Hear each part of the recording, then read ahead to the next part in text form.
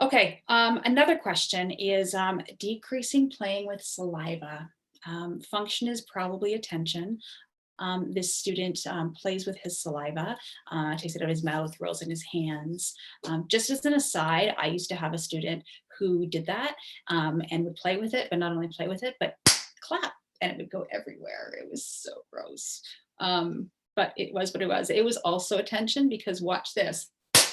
Try not to react to that when there's saliva in your face and it's COVID. Yeah. So, so what to do about it.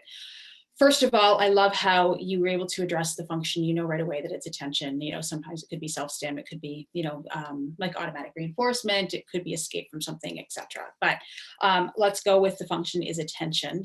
What are some things that you can do instead? So what are some replacement behaviors? Can you teach the student to request attention in other ways and more appropriate ways? Probably using visuals and probably with lots and lots and lots of practice before and outside of him needing attention. So for instance, you're, I don't know, doing something else and he's not engaging in any slapping of saliva. Hey, let's practice gaining my attention. Okay, I'm going to do this. Here's what you need to say, and doing things that way. Yeah.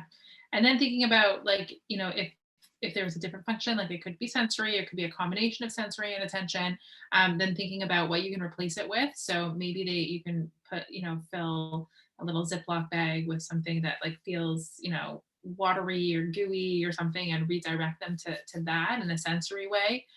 Just giving them enough access. Maybe they like the feeling of water on their hands and they could wash their hands every half hour or so, which would also be great for COVID. Yeah, I'm already doing that. Yeah, or even there's those Purell things everywhere. Let them use that and rub that on their hands. Like thinking about how you can replace it in a way that wouldn't need them to use saliva and spit. But is it the water? Is it the attention? Is it just like feeling something in their hands? Like trying to get to what it is specifically about that's reinforcing and trying to figure out an alternative. What we did is for the student I worked with, we came in with a multi-intervention approach. The very first thing we did was we did NCR, so non-contingent attention. We baselined how often the student was clapping his hands, and it seemed to be once every 10 minutes or so. And it also seemed to be during particular programs. And it was also seemed to be associated with a therapist. So if there's one particular therapist who was in the room or teaching another student, that's when he did it more often. So we analyzed all of that, but we had that one particular therapist come over and provide a lot of attention to him. I think it was like every 3 minutes or something like that to start. So that's what we did. And then we also had other therapists interact with him as well. And then we systematically increased the length of that interval.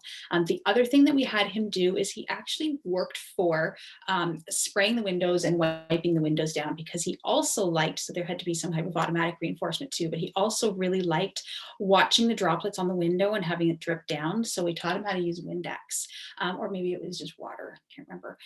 But he sprayed the windows and then he wiped the windows down. So he had really shiny windows and he loved it.